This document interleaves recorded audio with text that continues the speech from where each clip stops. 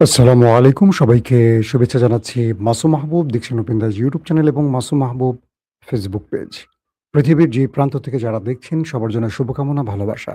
দর্শক, আহ এই মুহূর্তে লাইভে আমি যে বিষয়গুলো নিয়ে কথা বলতে চাই তার প্রধান কয়েকটি বিষয় থাকবে। বাংলাদেশ প্রসঙ্গ থাকবে, আন্তর্জাতিক প্রসঙ্গ। বাংলাদেশের প্রসঙ্গে থাকবে হঠাৎ করে রাজনীতি কেন অশান্ত হয়ে উঠছে, কেন ছাত্রদল, শিবির, এনসিপির মধ্যে সংঘর্ষের ঘটনা ঘটছে, নেপথ্যের কারণ কি হতে পারে? ২ নম্বর ইস্যুটি থাকবে আন্তর্জাতিক প্রসঙ্গ। সেখানে হঠাৎ করে আমেরিকা দাবি করেছে অল্প সময়ের ব্যবধানে ইরানের সাথে তাদের চুক্তিটি হতে যাচ্ছে এবং হরমুজ প্রণালী খোলা হচ্ছে। ঠিক সেই সময়টি ইরান সারপ্রাইজ আরেকটি অ্যাটাক করল ওমানগামী একটি জাহাজে। ইরান আমেরিকার মধ্যে দ্বন্দ্ব কোন দিকে আবার মোড় নিচ্ছে? এই প্রসঙ্গগুলো আজকের আলোচনায় রাখব।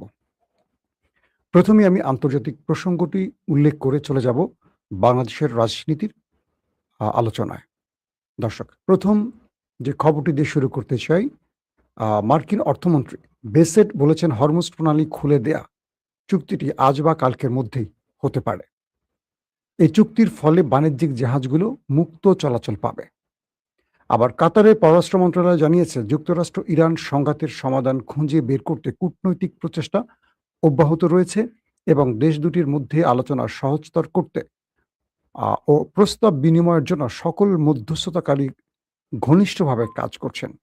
পাশাপাশি যুক্তরাষ্ট্রের যুক্তরাজ্যের সামুদ্রিক নিরাপত্তা সংস্থা ভ্যানগার্ড জানিয়েছে ওমানের কাছে হরমুজ প্রণালীতে একটি জাহাজ ক্ষতিগ্রস্ত হয়েছে। জাহাজটির একজন নাবিক নিখোঁজ রয়েছেন এখন পর্যন্ত। আহ, আপাতত এই পর্যন্ত আমরা আসি, আরো কয়েকটা খবর দিয়ে তারপর একটু বিশ্লেষণে যাব। অন্যদিকে ইরানি ও মার্কিন কর্মকর্তাদের উদ্ধৃতি দিয়ে নিউ ইয়র্ক টাইমস জানিয়েছে হরমুজ প্রণালী দিয়ে বাণিজ্যিক সামুদ্রিক চলাচল পুনরায় চালু করতে ইরান ও ওমান একটি চুক্তিতে পৌঁছানোর কাছাকাছি রয়েছে। নিউ ইয়র্ক টাইমসের প্রতিবেদনে বলা হয়েছে সম্ভাব্য এই চুক্তির অধীনে উপসাগরে প্রবেশকারী জাহাজগুলো ইরানের নিয়ন্ত্রণাধীন এবং এর উপকূলের নিকটবর্তী একটি নৌপথ দিয়ে যাতায়াত করবে। অন্যদিকে উপসাগর থেকে বের হওয়া জাহাজগুলো ওমানের নিকটবর্তী একটি চ্যানেল ব্যবহার করবে। ইরানি কর্মকর্তারা দ্য নিউ ইয়র্ক টাইমসকে জানিয়েছে যে কোনো টোল আরোপ করা হবে না, তবে চুক্তিতে পরিবেশগত প্রভাব, পণ্যবাহী জাহাজ ও ট্যাঙ্কারের নিরাপত্তা এবং কর্মী খরচের জন্য একটি পরিষেবা ফি অন্তর্ভুক্ত রয়েছে। তারা আরো বলেন যে এই রাজস্ব ইরান ও ওমানের মধ্যে সমানভাবে ভাগ করা হবে। একজন মার্কিন কর্মকর্তা বলেছেন যে ইরানের বিবরণ সঠিক নয় এবং প্রণালীর মধ্য দিয়ে কোনো অস্থায়ী নৌপথের জন্য ইরানের অনুমোদনের প্রয়োজন হবে না এবং এতে কোনো টোলও যুক্ত থাকবে না। বিষয়টা হয়তো আমি ধারাবাহিক পড়ে গেলাম। আপনারা কতটুকু বুঝতে পারছেন? আশা করি আমি একটু বুঝিয়ে বললে বিষয়টা আপনাদের জন্য আরো সহজ হবে। খেলাটা কি হয়েছে? হঠাৎ করে ডোনাল্ড ট্রাম্প বললেন কি? যে ইরানের সাথে তাদের আলোচনা হয়ে গেছে এবং ইরান ২-১ দিনের মধ্যে হরমুজ প্রণালী খুলে দেবে। ওকে? তো ইরান এই বিষয়টি আসলে আমেরিকার সাথে কোনো আলোচনা করেনি। এটি মধ্যস্থতাকারীরা হয়তো আমেরিকাকে আশ্বস্ত করেছে, আর তাই ট্রাম্প এই বক্তব্যটি দিয়েছেন। অথবা ট্রাম্প নিজেই চালাকি করে এই বক্তব্যটি দিয়ে বিশ্বকে বিভ্রান্ত করছেন। ২ নম্বর, যখন আমেরিকা এই কথাটি বলছে, ঠিক তখনই ইরান একটা সারপ্রাইজ অ্যাটাক করল। কোথায়? ওমান সাগরের কাছাকাছি। অর্থাৎ ইরান আমেরিকাকে তার মুখে জবাব না দিয়ে একটা কাজে জবাব দিয়েছে। যখন মার্ক রুবিও, যখন মার্কিন অর্থমন্ত্রী, পররাষ্ট্রমন্ত্রী, মার্কিন প্রেসিডেন্ট ডোনাল্ড ট্রাম্প তারা বলছেন ইরানের সাথে আলোচনা চলছে এবং আমরা একটা চুক্তির খুব কাছাকাছি। তখন ইরান বলল, "না, আমাদের কোনো চুক্তি সম্পাদিত হয়নি।" কারণ আমেরিকা বলছে ইরান হরমুজ প্রণালী দিয়ে কোনো টোল নেবে না। আর ইরান বলছে তারা টোল নিবে না, কিন্তু পরিষেবা নেবে, মেইনটেন্যান্স ফি নেবে। এখানে দুটোর মধ্যে দ্বন্দ্ব তৈরি হয়। তো যখন আমেরিকা ইরানের নামে এই মিথ্যাচারটা করে যে ইরান বলছে কোনো টোল নেবে না এবং কাল পরশু তারা হরমুজ খুলে দেবে, তখন ইরান কি করল? ওমান সাগরে যাওয়ার পথে একটি জাহাজে অ্যাটাক করে বসল এবং সেই জাহাজটিকে মোটামুটি অর্ধেক প্রায় ডুবন্ত অবস্থায় চলে গেছে এবং একজন নাবিক হয় মারা গেছেন অথবা নিখোঁজ আছেন। তো ইরান এই জবাবটি আক্রমণের মধ্য দিয়ে দিলেন কেন? এ কারণে দিলেন ট্রাম্পের যে মিথ্যাচার, এই জবাবটি ইরান আক্রমণ দিয়ে বোঝালো যে না, আমরা ট্রাম্পের সাথে কোনো আপোষ রফা করছি না। আমরা যে দাবিগুলো করেছি সেই দাবি যদি আমেরিকা মানে, হরমুজ দিয়ে জাহাজ চলাচল করবে। যদি না মানে তাহলে আমাদের আক্রমণ অব্যাহত থাকবে। ইতিমধ্যে ইরানি কয়েকটা গণমাধ্যম বলছে তারা সেখানে নতুন করে মিসাইল ড্রোন রেডি করেছে আরেকটা অ্যাটাকের জন্য। তার মানে আমেরিকা যদি ইরানের সম্পূর্ণ শর্ত না মানে, ইরান এখানে আবারও যুদ্ধে ফিরে যাবে। একটাই ব্যাপার গেল। আসলে চলছে কি পর্দার অন্তরালে আলোচনা, সেটা একটু আমরা আলোচনায় আনি আগে। বিষয়টা হলো যে আমেরিকা যে দাবিটা করছে তার সঙ্গে ওমান এবং ইরানের মধ্যে একটি আলোচনা হয়েছে।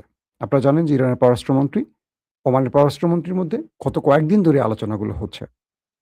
আলোচনাটা হয়েছে যখন জাহাজগুলো ইনপুটে আসবে, তখন এখানে পুরো দায়িত্ব ভারটা থাকবে ইরানের ঘাড়ে। ইরান এই জাহাজগুলোর নিরাপত্তা দেবে, সকল পরিষেবা ইরান দেবে।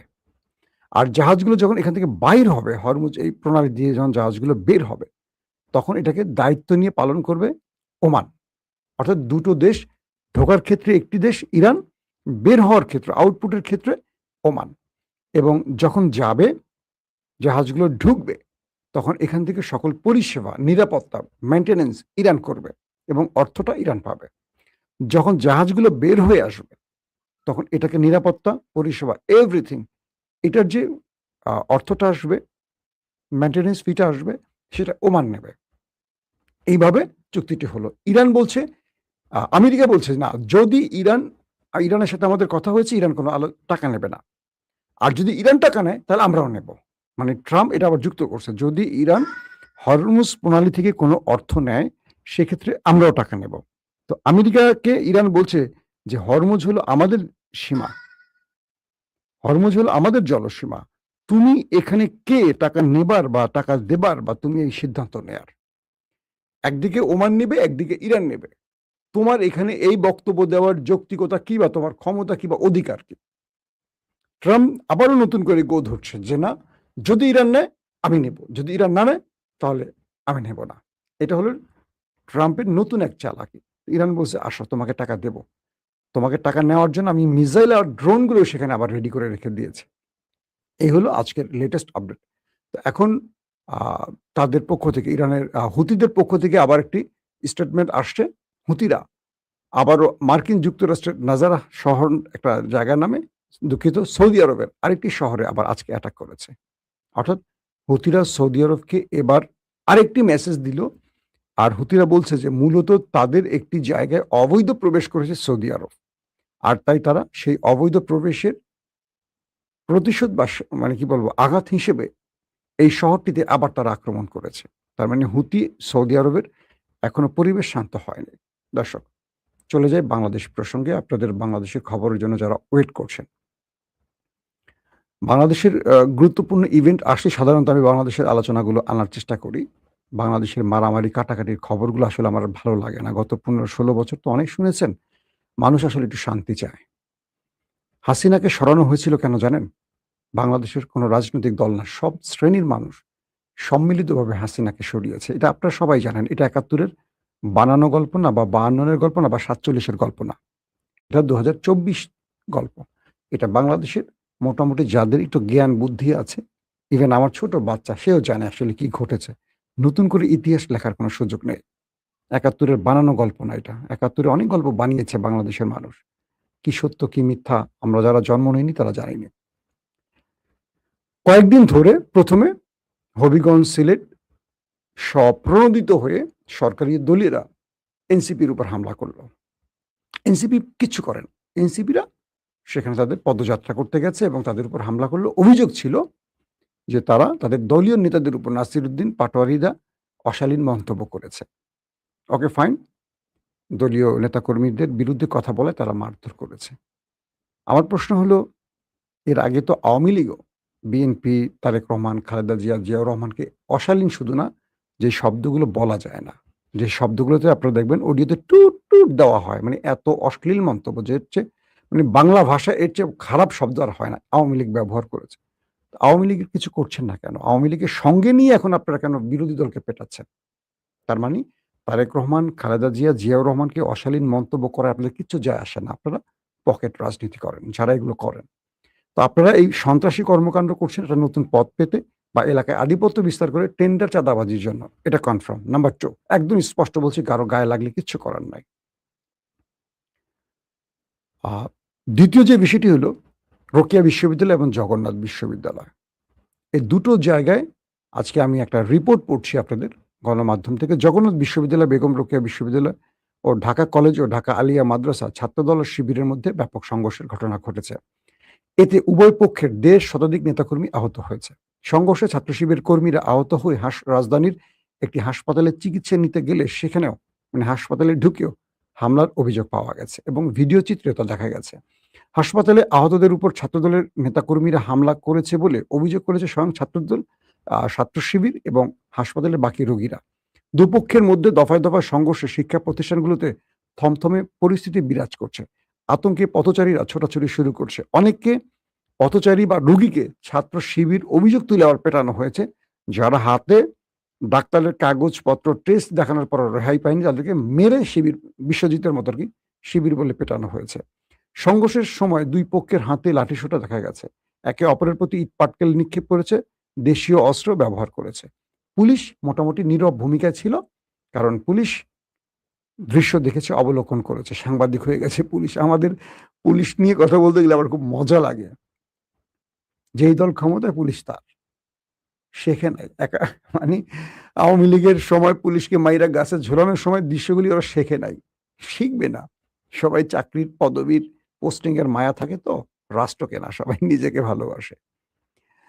তো এটা গেল ২ পক্ষের এই টোটাল বিবরণটা।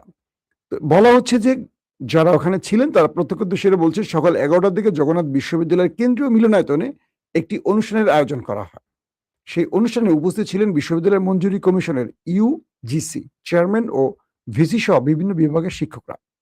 এ সময় জগসু জগন্নাথ বিশ্ববিদ্যালয় কেন্দ্রীয় ছাত্র সংসদ নেতৃবৃন্দ কিছু প্ল্যাকার্ড নিয়ে মিলনায়তনে প্রবেশ করার চেষ্টা করেন। তাদের প্ল্যাকার্ডে বিশ্ববিদ্যালয়ের ২য় ক্যাম্পাসের কাজ ও অস্থায়ী হল নির্মাণ, মেডিকেল সেন্টারের পর্যাপ্ত ল্যাব সুবিধা, টেকনিশিয়ান এবং চিকিৎসক নিয়োগ সংক্রান্ত দাবি দেওয়ার উল্লেখ ছিল। জগন্নাথ বিশ্ববিদ্যালয়ের ছাত্র সংসদ তারা কিছু প্ল্যাকার্ড নিয়ে আসে, দাবির প্ল্যাকার্ড। সেখানে কি থাকে যে দ্রুত একটা হল নির্মাণ, মেডিকেল সেন্টার, পর্যাপ্ত ল্যাব সুবিধা, টেকনিশিয়ান থাকবে, চিকিৎসক থাকবে, অর্থাৎ ছাত্রদের যে অধিকারগুলো সেই বিষয়গুলোর দাবি তোলে। ছাত্রদলের আবার এই দাবিগুলো ভালো লাগে নাই। তাদের কথা রামদা থাকবে, হকিস্টিক থাকবে, পিস্তল থাকবে, মদ গাঁজা থাকবে, এই দাবি তোলে নাই কেন? বিষয়টা এরকম হয়ে গেল নাকি? আমি একটু হাস্যরসের জন্য বললাম কথাটা। ছাত্রদের অধিকার নিয়ে যখন তারা দাঁড়িয়েছে, একটা মজা লাগে। ছাত্রদলের জগন্নাথ বিশ্ববিদ্যালয়ের যিনি এখন সভাপতি, তার মনে হয় মেয়েটে বিয়ে হইছে কিনা একটা খোঁজ নিতে হবে। মানে তার বয়স বা কোন সেশনে ভর্তি হইছে, এখনো ছাত্র কিনা আমি জানি না। আমি দেখলাম আজ থেকে ৫ বছর আগে ছাত্রলীগ জগন্নাথ বিশ্ববিদ্যালয় ছাত্রদলের যিনি এখন সভাপতি, আজকে যিনি ফাইটিং করেছেন, আমাদের সুপারম্যান, তাকে পিটিয়ে শোয়ায় রাখছিল রাস্তার মধ্যে। আমার কাছে সেই ছবিটা এখনো আছে। তো আমাকে ফোন দিয়ে বলছিলেন তারই একজন খুব বিশ্বস্ত ভাই, একটা ছবি দিয়ে, "ভাই একটু ফেসবুকে দিয়েন। আমাদের ভাই মাইর খেয়েছে আজকে ছাত্রলীগের হাতে। ২ হাতে ব্যান্ডেজ।" ছবিটা এখন আমার কাছে আছে। যদি দেখতে চান আমি আপনাদের হয়তো দেখাতেও পারবো। তো মজাটা হলো যে ছাত্রলীগ এদেরকে পিটাইয়া রাস্তায় শোয়ায় রাখছিল। তো তিনি হঠাৎ করে সুপারম্যান হয়ে গেলেন। হয়ে কেন জগন্নাথ বিশ্ববিদ্যালয়ের ছাত্র সংসদ হলের দাবি করতে আসবে, মেডিকেলের দাবি করতে আসবে, ছাত্রদের জন্য ল্যাবের দাবি করতে আসলো। এজন্য পিটিয়ে দিয়েছেন। দিয়ে মোটামুটি যা করার করছে, এদিকে আর না যায়। এটা আপনারা সবাই জানেন। আমার আজকের আলোচনা এটা নয়, সব জানলেন। আসলে ঘটছে কি পর্দার অন্তরালে? হঠাৎ করে বাংলাদেশে এই অস্থিরতা কেন? এবং এই অস্থিরতাটা করছে সরকার দলীয়রা। ইন্টারেস্টিং ব্যাপার না? আজকে দেখলাম আমাদের যুবদলের আমার খুব পছন্দের মানুষ নয়ন, রবিউল ইসলাম নয়ন। কারণ বিএনপির জন্য মোটামুটি একসময় ত্যাগী লোক ছিলেন। বিএনপির যারা ত্যাগী তাদের সবাইকে আমি কম বেশি চিনি। কারণ আমাদের সাথে অনেকের কানেকশন ছিল ওই সময়টা। কারণ আমরা সবাই ওই সময় ত্যাগীদের মধ্যে পড়তাম আরকি। এখন হয়ে গেছি গুপ্ত, বুঝছেন? দেখলাম হেলমেট আর রড নিয়ে এসে নেমে গেছে যুবদলের নয়ন। নয়ন সম্পর্কে আমার একটা ধারণা তৈরি হয়েছে হাসিনা পালাবার পর, ইন্টারিম আসার পর, যখন টেলিভিশন দখল-টখল নিয়ে সে ব্যস্ত ছিল।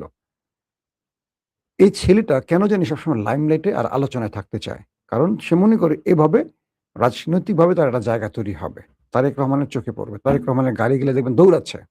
তার স্লোগানগুলো শুনবেন।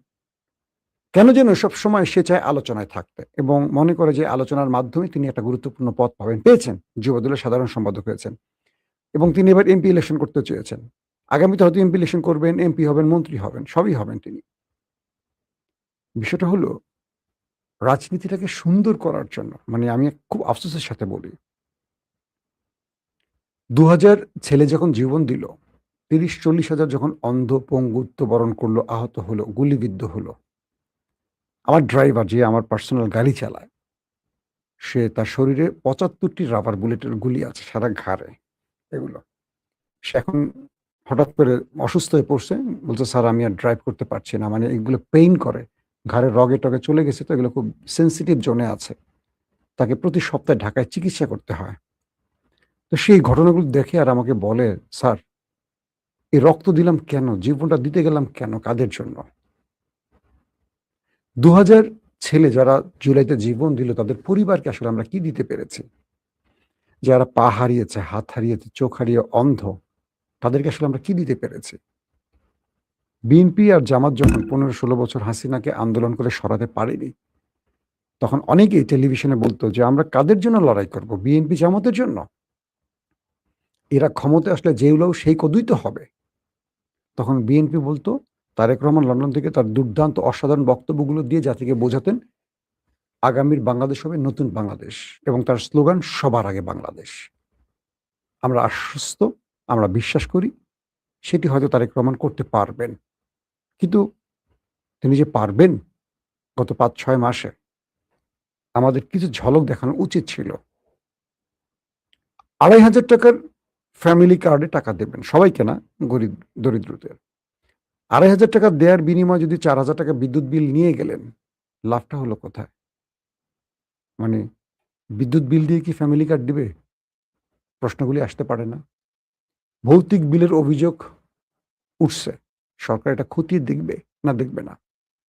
এই টাকাগুলো কোথায় গেছে? কার পকেটে গেছে? এটির তদন্ত হওয়া উচিত। যেহেতু অভিযোগ আসছে, অবশ্যই রাষ্ট্রের অভিযোগগুলো শোনা উচিত। মানুষের এই অভিযোগগুলো শোনা উচিত। কেন যেন মনে হয় যেকোনো দল ক্ষমতায় গেলে হাসিনা হয়ে যায়। জনগণকে আর তোয়াক্কা করে না, শুনতে চায় না। আপনারা দেখবেন নির্বাচনের আগে বিএনপির যুবদল, ছাত্রদল, বিএনপির যেকোনো নেতারা কোনো অপকর্ম করলে সঙ্গে, সঙ্গে বহিষ্কার হয়ে যেত। মনে আছে? গত কয়েকদিনে দেশে যা কিছু ঘটেছে চোখ তুলে ফেলছে রড দিয়ে। একটা ছেলে গ্রেফতার হয়েছে, একটা ছেলে বহিষ্কার হয়েছে, হয় নাই। নির্বাচনের আগে হলো, এখন কেন হচ্ছে না? তার মানে এটা কি দেখানোর জন্য হয়েছিল? এখন পর্যন্ত দেশে যা কিছু হয়েছে বিএনপি কি লাভবান হয়েছে না ক্ষতিগ্রস্ত হয়েছে? আমার মনে হয় পুরোটাই বিএনপি ক্ষতিগ্রস্ত হয়েছে। কেন যেন আমার ধারণা বিএনপিকে ভেতর থেকে আরেকটি বড় ষড়যন্ত্রকারী গ্রুপ ধ্বংস করতে চায়। তারেক রহমানকে ব্যর্থ করতে চায়। জিয়া পরিবার ব্যর্থ হবে এটা আমি বিশ্বাস করি না। এটা বিশ্বাস করলে জীবনে জিয়া পরিবারের পক্ষে দাঁড়াতাম না। লড়াই করতাম না, জীবন দেয়ার সাহস করতাম না। একটা আস্থা ভালোবাসার জায়গা আছে আমার বুকের মধ্যে এখনো। যতক্ষণ তারেক রহমান জীবিত আছেন আমি আশা রাখতে চাই। কিন্তু প্রশ্নগুলো করতে চাই। সাংবাদিক তো আমাদের প্রশ্ন করার অধিকার আছে। আমরা অ্যাক্টিভিস্ট না, দলীয় কর্মী নই। মনে রাখবেন। কেন প্রশ্নগুলো করব? যেন বিএনপির পথ স্মুথ হয়, পরিচ্ছন্ন হয়, কাঁটামুক্ত হয়। আমরা যদি না বলি এই কথাগুলো বিএনপি জানবে কার কাছ থেকে? কারণ বাংলাদেশের প্রত্যেকটা টেলিভিশনের চরিত্র হলো ফ্যাসিস্ট চরিত্র। কিরকম? আওয়ামী লীগ যখন ছিল প্রত্যেকটা গণমাধ্যম আওয়ামী লীগের চামচামি করছে। আমাদের সাংবাদিকদের প্রধান দায়িত্বটা কি জানেন? যেই দল আসবে তার চামচামি করে নিজের পদ, চাকরি আর মাল কামানোর রাস্তাটাকে প্রসারিত রাখা, উন্মুক্ত রাখা। সাংবাদিকদের চরিত্রটা হয়ে গেছে এরকম। ১০০% সাংবাদিকের মধ্যে ৯০% এখন করাপ্টেড সাংবাদিক। করাপশন করে সবাই। এর প্রত্যেকের মধ্যেই আপনারা দেখবেন এই জিনিসগুলো আছে। ১ সাংবাদিক টেলিভিশন আজকে দেখেন সারা দেশে যা কিছু ঘটেছে ছাত্রদের সাথে মানে ছাত্রদল, ছাত্র শিবিরের মধ্যে যেকোনো ঘটনাই ঘটেছে, দেখবেন প্রত্যেকটা গণমাধ্যমের হেডলাইন কোন দিকে সংবাদটা করছে, কার পক্ষে গেছে। হাসিনাকে যারা ফ্যাসিস্ট বানিয়েছিলেন তারা হলেন এই গণমাধ্যম। এই গণমাধ্যম এখন বিএনপিকে ফ্যাসিস্ট বানাতে চায়। এই গণমাধ্যমগুলোর দায়িত্বটা কি? সঠিক দৃশ্য দেখানো। একটাও দেখায় নাই। কারণ কি? প্রত্যেকটা টেলিভিশনের মালিক হলো কালো টাকার মালিক। এদের অবৈধ টাকা দিয়ে এরা এই টেলিভিশনগুলো বানায় নিজের ক্ষমতা বাঁচিয়ে রাখার জন্য। একদম মানেন আর না মানেন, প্রত্যেকটা টেলিভিশনের মালিক কালো টাকার মালিক। প্রত্যেকটা, আমি একটা বাদের কথা বলছি না, প্রত্যেকটা মিডিয়ার মালিক কালো টাকার মালিক। তো এরা কি করে? অবৈধ সুবিধার জন্য সবসময় অবৈধ পথগুলো বেছে নেয়। ইমরান খান বাংলাদেশ মানে পাকিস্তানের স্মরণীয় কালের একমাত্র সৎ নেতা হিসাবে আবির্ভাব হয়েছিলেন। ইমরানকে নামিয়েছিল দুটো পরিবারতন্ত্র, একটা হলো মুসলিম লীগ, একটা হলো পিপলস পার্টি, এবং পুরো সিস্টেম ইমরান খানের বিরুদ্ধে দাঁড়াইছে। কারণ কি? আমলারা, পুলিশ, র্যাব তো না, এফসি, রেঞ্জার্স, সেনাবাহিনী কেন ইমরান খানের বিরুদ্ধে দাঁড়াইছে? যে ইমরান খান থাকলে তারা এই মাল কামাইতে পারবে না। প্রত্যেকে শুধু মাল কামাইতে চায়, কিন্তু রাষ্ট্রের জনগণ ভোগান্তির মধ্যে পড়ে। তো প্রতিটা দেশে দেখবেন, আমাদের দেশের সচিব বলেন, মানে আমলাদের কথা বলছি, পুলিশ বলেন, প্রশাসনিক কর্তা বলেন, যে লেভেলে যারা আছে তারা কোনো সৎ নেতৃত্ব চায় না। কেন চায় না? যে সৎ নেতা আসলে তো তারা লুটপাট করতে পারবে না। তারা এই পদে বসছেন কেন? মাল কামাইতে। ডিসি, এসপি, সচিব, উপসচিব, যুগ্ম সচিব, এডিশনাল সচিব, সিনিয়র সচিব, পুলিশের ডিএজি, মিএস যা আছে সবাই না, সবাই আবার লুটপাটকারী না। কিছু লোক ভালো এখনো আছেন বলে রাষ্ট্র টিকে আছে। এরা অন্যায়কে সাপোর্ট দেয় কেন জানেন? কারণ অন্যায়ের মাধ্যমে মাল কামানো যায়। হযরত ওমর বাংলাদেশে যদি আইসা পড়েন, হযরত ওমর রাদিয়াল্লাহু আনহু এখন খলিফা, তো উনি যদি বলেন যে বাংলাদেশের শাসন ব্যবস্থায় বসবো, ওনাকে সবাই মিলে বিদায় করবে দেশ থেকে। কিসের ওমর? ওমর আসলে তো আর এই কাজ করা যাবে না। তো বিষয়টা হলো এরকম যে এই রাষ্ট্রের আসলে কোনো বাপ মা নাই। এই রাষ্ট্রটা যাদের ত্যাগের বিনিময়ে, যাদের রক্তের বিনিময়ে স্বাধীন হলো, নতুন করে ফ্যাসিস্ট মুক্ত হলো, তারা যে ড্রিম, স্বপ্ন দেখেছে, সেই স্বপ্নগুলো না আবার অধরা হয়ে গেল। যে ছাত্রদল, যে শিবির, যে বিএনপি, যেই জামাত গত ২০টা বছর আওয়ামী লীগের পেদানি খেলো, আওয়ামী লীগের পেদানি খেয়ে জেলে খাবার ভাগ করে খেলো, একসাথে মাঠে ঘাটে বনে জঙ্গলে রাত কাটালো, একসাথে রাজপথে রক্ত দিল, হঠাৎ করে তাদের মধ্যে শত্রুতা তৈরি হয়ে গেল। কেন? আমার যে অ্যাজাম্পশন, আমার যে তথ্য, বিএনপির মধ্যে আরেকটা বিএনপি আছে, যেটা তারেক রহমানের বিএনপি না। তারেক রহমানের বিএনপি খুব চেষ্টা করছে কন্ট্রোল করতে, তার হাতে কন্ট্রোলিং পাওয়ার চলে গেছে। কারণ ইস্টাবলিশমেন্ট, প্রতিবেশী, পাওয়ারফুল ডিপ স্টেট তারেক রহমানকে কার্যতভাবে কাজ করতে দিচ্ছে না। এটা আমার যে তথ্য, সেই তথ্যটা প্রকাশ করলাম। আমার কাছে কোনো প্রমাণ চাইবেন না, এগুলো হলো বিভিন্ন সূত্রের খবর। আমরা যাদের সাথে হাই হ্যালো করি, এরা কখনো প্রমাণ দিয়ে কথা বলে না, এদের কিছু টাচ দেয় আমাদের কথা বলার জন্য। তারেক রহমানকে ব্যর্থ করতে চায়, কারণ জিয়া পরিবারকে ব্যর্থ করতে পারলে বাংলাদেশে আওয়ামী লীগ আবার দাঁড়াতে পারবে। মানুষ বলতে শুরু করছে হাসিনাই তো ভালো ছিল, এই কথাটাকে শুনতে চায়। তাই আমরা তারেক রহমানের প্রতি আস্থা হারাচ্ছি না, হারাচ্ছি বিএনপির প্রতি। ফখরুল ইসলাম কেন বলেন এই কথাটা? একটা দলের মহাসচিব, যিনি দীর্ঘ ১৬-১৭ বছর লড়াই সংগ্রাম করছেন, সর্বাধিক মামলার মালিক ফখরুল ইসলাম খান, তিনি বলছেন এই দেশের কিচ্ছু পাল্টায় না, একমাত্র তারেক রহমানই শুধু ভিন্ন। আর সবাই চুরি, বাটপারি, লুটপাট, দুর্নীতির মধ্যে এখনো ডুবে আছে। শুধু তারেক রহমান ভিন্নটা করতে চান। একটা মহাসচিব কখন বলে এই কথাটা, বোঝেন? কত কষ্টে প্রকাশ্যে এই কথাটা বলতে পারে। তার মধ্যে, এটার মধ্যে মানে কত দুঃখ চাপা আছে তার বুকের মধ্যে, যে তিনি এতদিন লড়াই সংগ্রাম করছেন যে বিএনপির জন্য, সেই বিএনপিটা নাই। এখন আমি বললে আমারে গুপ্ত বলেন, ফখরুল ইসলামকে তো এখন গুপ্ত বলেন আপনারা। আজকেও দুজন বিএনপির উপদেষ্টা আমাকে কল দিছেন, নাম বলবো না। মাসুম, কোন দিকে যাচ্ছে বিএনপি? তোমরা সামনে আসো। আমি বললাম যে না, এই বিএনপি সামনে আসতে রাজি না আমরা। দুর্নাম কামাই করতে রাজিই না। এখন দুর্নামের জন্য আসবো? এই যে কথাগুলো বলছি, কথাগুলো শোনেন। একটা জিনিস বলি, বিএনপি আওয়ামী লীগ মাঠে নাই। বিএনপি চাইলে আগামী ২০ বছর ক্ষমতা থাকতে পারবে নির্বাচনের মধ্য দিয়ে। শুধু তারেক রহমান তার পলিসিগুলো, প্ল্যানগুলো বাস্তবায়ন করুক। তিনি যে স্বপ্নগুলো দেখিয়েছেন আমাদের, স্বপ্নগুলো বাস্তবায়ন করেন। ছাত্রদল, যুবদলকে কন্ট্রোল করেন। তাদেরকে শিক্ষাঙ্গনে কলম নিয়ে পাঠায় দেন। দ্বন্দ্বমুক্ত হতে বলেন। এই শিবিরকে হালকা করে নেয়ার সুযোগ নাই। এই শিবির আওয়ামী লীগের পতন ঘটিয়েছে। কেউ জানুক, কেউ মানুক না বলুক, সত্য এটা সবাই জানে। হাসিনাও জানে। আওয়ামী লীগের এক নেতা বলেছিল না যে আমাদের সামনে ভয় হলো জামাত শিবির, বিএনপি না। বিএনপিকে আমরা মাঠে নামলে ৫ মিনিটে মাঠ ছাড়া করতে পারবো বলছিল। সবাই সোশ্যাল মিডিয়া পেয়েছিলেন।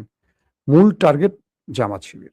তার মানে হাসিনা দেশে ঢুকলে বিএনপি আবার করতে চলে যাবে। মানেন আর না মানেন, এরা বিরোধী দলে বেগম জিয়ার একটা বালু ট্রাক সরাতে পারে নাই। মনে আছে? বেগম জিয়ার গ্রেফতার করে নিয়ে যায়, তার গাড়িতে হামলা করে, তার এসএসএফ এর সদস্যরা রক্তাক্ত হয়। সে এসএসএফ এর মধ্যে আমার বন্ধু আছেন ধরেন কয়েকজন। রক্তাক্ত হয়েছে, সেই দৃশ্য দেখে আমরা কাঁদছি বসে বসে। আমার অফিসের নিচে, একুশে টেলিভিশনের নিচে একটা ছাত্র দলের, যুব দলের কাউকে খুঁজে পাইনি। এখন সব রতি মহারথী হাতে অস্ত্র নিয়ে হুমকি দিচ্ছে, এই করছে সেই করছে। এরা সব বিএনপিটাকে পচাচ্ছে, বিএনপিটাকে আওয়ামী লীগ বানানোর চেষ্টা করছে। দেখবেন বিএনপির এই খারাপ কাজগুলোকে সমর্থন করে কারা? যারা টেন্ডার, চাঁদাবাজি, সুবিধা নেওয়ার পক্ষে। তারা মনে করে এগুলো বলে সুবিধা নিতে হবে। কিন্তু বিএনপিটাকে প্রকৃত অর্থে জিয়ার আদর্শের বিএনপি বানানোর যে দায়িত্বটা কে নিবে? জিয়া মারা যাওয়ার পর, শহীদ হওয়ার পর মানুষ কিভাবে কাঁদছে? এই দেশে জিয়াউর রহমানকে মানুষ এখনো মনে রেখেছে মাত্র ক্ষণজন্ম একজন ব্যক্তি, কয়েক বছরের জন্য ক্ষমতা ছিলেন। আজও তার দলটা সবচেয়ে জনপ্রিয়। কেন বলেন তো? সুশাসন দিয়ে গেছেন দেশের মানুষকে। স্বনির্ভর বাংলার মূল রূপকার ছিলেন জিয়াউর রহমান। এই বিএনপিটাকে মানুষ এখনো জিয়াউর রহমানের কারণে মনে রাখে, ভালোবাসে। আমরা যে লড়াই করি জিয়াউর রহমানের জন্য করি, বেগম জিয়ার জন্য করি। তারেক রহমান আসছেন, আমরা তার উপর আস্থা রেখে বলছি। আমি জানি না অদৃশ্য শক্তি আপনাকে কাজ করতে দিচ্ছে, বাধা দিচ্ছে, কি করছে, কিন্তু সমস্ত ব্লেম যাচ্ছে আপনার ঘাড়ে। মানুষ মিছিল করছে আপনাকে নিয়ে, আমার খুব কষ্ট লাগে। কারণ তার চেয়ে ভোগান্তি বা তার চেয়ে দুঃসহ নির্যাতন আর কে সইছে? 1/11 তার উপর কি ঘটেছে আপনারা ভুলে গেছেন? আবারও তাকে সেই পরিণতির দিকে টেনে নেবেন না, কারণ ষড়যন্ত্রকারীরা রাষ্ট্রটাকে আবার খারাপ দিকে নিচ্ছে। আমাদের উত্তরপাড়া মানে সেনাবাহিনীর মধ্যে আওয়ামী অফিসাররা এখনো অ্যাক্টিভ, প্রশাসনের মধ্যে আওয়ামী লীগ এখনো অ্যাক্টিভ। খুব মন দিয়ে শোনেন কথাগুলো, আমি বলছি না, আমাদেরকে বলায়, আমাদেরকে কিন্তু জায়গা থেকে বলানো হয় যে মাসুম ভাই কথাগুলো বলুন, আপনাদের কথা মানুষ শোনে। আমরা বসে বসে বানিয়ে কথা বলি না ভাই। সেনাবাহিনী সবাই না, একটা বাহিনী, সেনাবাহিনীর মধ্যে একটা গ্রুপ যারা আওয়ামী লীগের অফিসার, সেটা ডিজিএফআই বলে বা মূল সেনাবাহিনীর কোনো কোনো জায়গায়, তারপর পুলিশের মধ্যে আছে, প্রশাসনে আমলাদের মধ্যে আছে, গুরুত্বপূর্ণ জায়গায় আওয়ামী লীগের লোকগুলো বসে আছে। তারা কিন্তু খেলছে দিল্লির প্রেসক্রিপশনে, হাসিনার প্রেসক্রিপশনে দেশের মধ্যে এই কাজগুলো করছে। বিএনপিকে ঘরে ফিরতে হবে, কারণ বিএনপি এখন ক্ষমতায়। সুশাসন বিএনপিকে দেখাতে হবে। এই বিএনপির জন্য আমরা লড়াই করছি, যে বিএনপি দেশের মানুষকে শান্তি দেবে। ঠিক গত 18 বছরের জিন্দিগি আমরা আর চাই না। সেই জীবনে যদি আমরা প্রবেশ করতে হয়, তাহলে হাসিনা গিয়ে আমাদের লাভ হলো কি? এই প্রশ্নগুলো নিজেকে করেন। ভয়ঙ্কর ষড়যন্ত্র হচ্ছে দেশ নিয়ে, এবং বিএনপিকে এই টালমাটাল অবস্থায় ফেলে দিয়ে তৃতীয় পক্ষ সুবিধা নেওয়ার কাজটা করছে। জামাতের ভাইদেরকে বলবো, অযাচিত হস্তক্ষেপে যাবেন না। মিডিয়া সন্ত্রাসের কাছে আপনি টিকতে পারবেন না। সো একটা জিনিস মনে রাখবেন, আপনাদের সবচেয়ে বড় দুর্বলতা আপনাদের নামের সাথে ইসলাম শব্দটা আছে। আপনারা যদি 300 আসনেও জয়লাভ করেন, কখনো ক্ষমতায় বসতে পারবেন না যতক্ষণ জামাত ইসলাম শব্দটা আছে। কারণ এই দেশে যাদেরকে ক্ষমতায় বসানো হয় সেটা হলো আমেরিকা এবং দিল্লি। ইসলাম শব্দের জন্য আপনার কখনো ক্ষমতায়, আজ হোক কাল হোক এনসিপি যদি বসতে পারে, আজ হোক কাল হোক গণ অধিকারে বসতে পারে কখনো, এরপরে নতুন কোন দলও বসতে পারবে, জামাত বসতে পারবে না। তার প্রধান একটি কারণ, জামাতের সাথে ইসলাম শব্দটা আছে।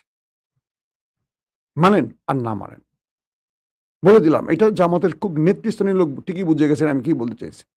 তাই বলছি, খালেদা জিয়ার পলিসিটা নেন। খালেদা জিয়া একটা পলিসি নিছিল যে আর আন্দোলন করবেন না, জনগণকে বোঝাবেন আওয়ামী লীগ কি জিনিস। জামাতকে বলবো, হয় তাবলিগে চলে যান, আপনাদের রাজনীতি করার দরকার নাই। আপনারা তাবলিগে চলে যান, দাওয়াতি কাজ করেন, আর বিরোধী দলের চেয়ারটা আওয়ামী লীগকে দিয়ে দেন। তাহলে বিএনপি টের পাবে আওয়ামী লীগ কি জিনিস। প্রত্যেকে ভালো থাকবেন। আল্লাহ হাফেজ।